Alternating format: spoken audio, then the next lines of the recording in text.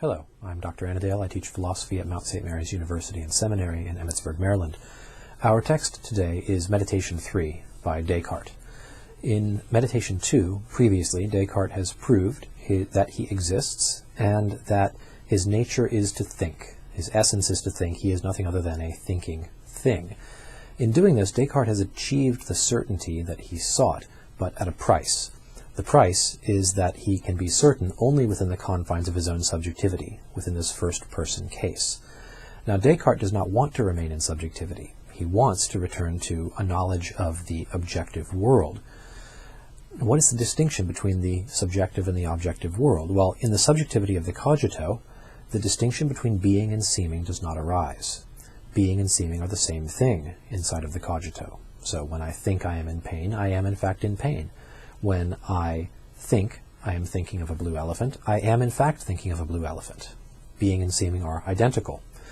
But the very concept of an objective world is the concept of a world where being and seeming can diverge, where things need not necessarily be what they seem to be at this time.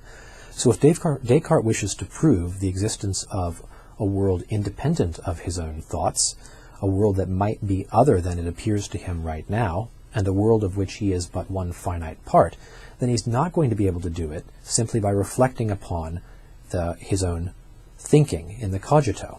What Descartes needs to do now is to establish the existence of at least one other being independent of himself and his thoughts. And then in relation to that being, he can situate himself in an objective world. Descartes chooses God as this crucial second being. And so Meditation 3 contains a proof of God's existence. A few things to look for as you're reading through the text. Early in Meditation 3, Descartes concludes a general rule for recognizing truth. You should make note of the rule and of the argument by which Descartes arrives at it. A second thing to look for, Descartes says just after that he needs to prove that God exists, and he needs to prove that God is not a deceiver. We will discuss later on whether Descartes is successful in this. But let's ask right now, why does Descartes need to prove that God is not a deceiver, that God is not the evil demon of the first meditation?